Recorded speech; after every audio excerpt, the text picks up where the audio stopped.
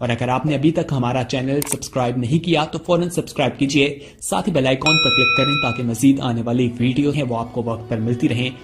بسم اللہ الرحمن الرحیم۔ دوستو، آصف خان ایک نئے ولاگ کے ساتھ آپ کی خدمت میں حاضر ہے۔ امید ہے آپ ٹھیک ہوں گے اور ویڈیو شیئر کریں گے اور چینل سبسکرائب کریں گے۔ میں آپ کا بہت شکر گزار ہوں گا۔ دوستو، آج میں ذوالفقار علی بھٹو اور عمران خان کے حوالے سے تھوڑا سا تقابلی جائزہ لے کر آپ کے شعور میں اضافے کے لیے کوشش کروں گا۔ ذوالفقار علی بھٹو صاحب ایک اچھے لیڈر تھے، عوامی لیڈر تھے، پاپولیرٹی بہت زیادہ تھی، اور پھر ان کے ذہن میں ملک و قوم کی ترقی اور خوشحالی کا ایک جذبہ بھی تھا۔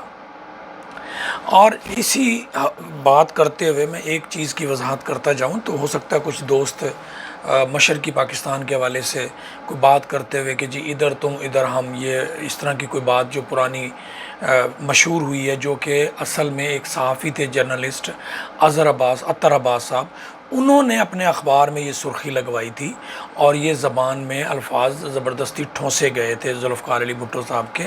لیکن اس سے ہٹ کر کہ پاکستان جب مشرقی اور مغربی پاکستان الگ ہو گیا، اس کے بعد جو پاکستان بنا، اس میں جو ذوالفقار علی بھٹو کا کردار تھا وہ ایک ایسا کردار تھا جس نے ایک مایوس قوم کے اندر جوش و جذبہ دیا، ہمت دی، اور اس کے لیے روزگار کے مواقع سعودی عرب میں اور مڈل ایسٹ میں پیدا کیے، دفاعی طور پہ مضبوط کیا، اکانومی کو مضبوط کیا، اور پھر عوامی جمہوریت کو مضبوط کرنے کا بیڑا اٹھایا۔ جیسے ہی یہ احساس ہونے لگا کہ جو پولیٹیکل پارٹی کا ورکر ہے، چیئرمین ہے، کوارڈینیٹر ہے، صدر ہے، اس کی ایک ویلیو ہے، اور آپ اگر پرانے لوگوں سے پوچھیں گے تو تھانے میں، کارپوریشنز میں، ادھر ادھر ہر جگہ پہ پولیٹیکل ورکر کی بہت رسپیکٹ ہوتی تھی۔ وہ جیسے ہی دفتر جاتے تھے تو افسران ان کی بات سنتے تھے، اور افسران ان کے کہنے پہ عوامی مسائل کا حل بھی کرتے تھے۔ یہ ذوالفقار علی بھٹو کے شعور کی وجہ سے ممکن ہو سکا تھا۔ اب جیسے ہی یہ سارا سلسلہ آگے اور مضبوط ہو رہا تھا تو انٹرنیشنل طاقتوں کو خطرہ محسوس ہوا کہ پاکستان کے عوام خود مختار اور باشعور اور اپنے ووٹ کی طاقت کا احساس حاصل کرنے لگے ہیں، اور اس نقطے کو ختم کرنے کے لیے ذوالفقار علی بھٹو نے جیسے ہی تھوڑا سا آگے بڑھنے کا، اپنی عوامی جمہوریت یا عوام کے ووٹ کی طاقت کا اظہار کرنا شروع کیا، تو فوراً ان کے خلاف جنرل ضیاء الحق نے ان کی حکومت گرا کر مارشل لا لگا دیا۔ اب بنیادی طور پہ کیا ہوا کہ آج یہ دو چیزیں میں آپ کو گوش گزار کرنا چاہتا ہوں۔ ایک اس میں کردار تھا جنرل ضیاء الحق، اور ایک کردار تھا مولوی مشتاق جو چیف جسٹس تھے high court, Lahore high court کے، اور ایک انوار الحق جو چیف جسٹس تھے سپریم کورٹ کے۔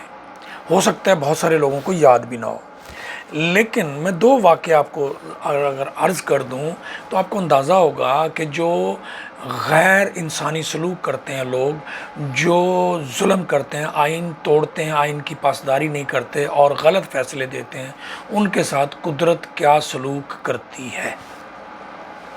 ٹھیک ہے جی۔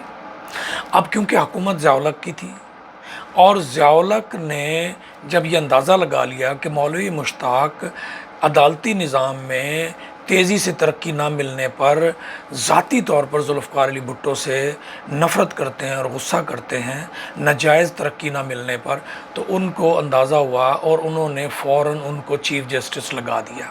وہ چیف جسٹس کے طور پہ جو کورٹ میں نیچے مقدمہ چلتا ہے، لوور کورٹس میں، وہاں چلنے کی بجائے اس کو ڈائریکٹ ہائی کورٹ میں اٹھوا لیا، اور ہائی کورٹ میں مقدمہ چلا اور پھانسی کی سزا دے دی۔ ٹھیک ہے جی۔ اور پھر اس کے بعد انوار الحق نے بھی پھانسی کی سزا دے دی۔ اچھا، اب بنیادی طور پہ یہ دیکھیں آپ، انوار الحق کا نام کوئی جانتا ہے؟ نہیں جانتا۔ اچھا، اب جہاں تک مولوی مشتاق جو سب سے بڑا پہلا مطلب ہے ظالم آدمی تھا، وہ جب فوت ہوا تو اس کے جنازے کے اوپر شہد کی مکھیوں نے حملہ کر دیا۔ اس میں چیف جسٹس، دیگر جج صاحبان، سرکاری افسران سارے ان کے جنازے میں شامل تھے۔ سب کے سب لوگ جنازہ چھوڑ کے چلے گئے، بغیر نماز جنازہ کے جلدی میں مولوی مشتاق کو مٹی کے نیچے دفن کرنا پڑا۔ یہ قدرت کا انتقام تھا، اللہ تعالیٰ کا انتقام تھا جو اس نے دکھایا۔ جس طرح کہ ماضی میں بھی اگر آپ دیکھیں، نبی اپنے مکہ شریف کو گرانے کے لیے جب وہ ایک ظالم کی فوجیں آ رہی تھی تو اوپر سے اللہ تعالیٰ نے مکھیوں کے اور چڑیوں کے ذریعے سے، پرندوں کے ذریعے سے پتھر پھینکے اور ہاتھی میں بھی سوراخ ہو گئے۔ مقصد کہنے کا یہ ہے کہ اللہ تعالیٰ انصاف کے ترازو کو جو آدمی خراب کرتا ہے اس کا کہیں نہ کہیں حساب ضرور لیتا ہے، ٹھیک ہے جی۔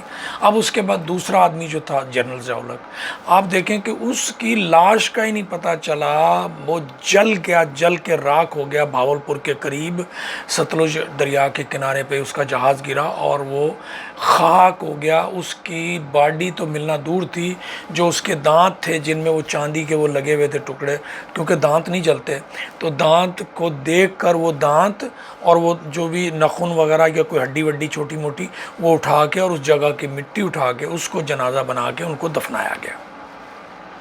یہ تھا قدرت کا انتقام، ٹھیک ہے جی۔ اب آپ کو سمجھ آ گئی۔ اب اس سے اگلی بات کرتے ہیں کہ اگر عمران خان کے ساتھ بھی آپ یہی سلوک کریں گے تو آپ سوچیں، جو بھی آدمی کرنا چاہتا ہے عمران خان کے ساتھ، میں سمجھتا ہوں کسی کے ساتھ بھی نہیں ہونا چاہیے، نواز شریف کے ساتھ بھی نہیں ہونا چاہیے، بلاول بھٹو زرداری کے ساتھ بھی نہیں ہونا چاہیے، کسی کے ساتھ نہیں ہونا چاہیے، کیونکہ اگر آپ جیلی مقدمات میں سزا دے کر ان کو راستے سے ہٹائیں گے اور خود طاقتور بن کے بیٹھے رہیں گے تو اس سے کوئی فائدہ نہیں ہوگا، اس سے سوائے ملک، قوم اور نوجوان نسل کی بربادی کا اسباب بنیں گے۔ تو دوستو ایسا ہمیں نہیں کرنا چاہیے۔ تو یہ اس کے ساتھ ہی میں اجازت چاہوں گا، ویڈیو شیئر کریں اور چینل سبسکرائب کریں۔ اللہ حافظ۔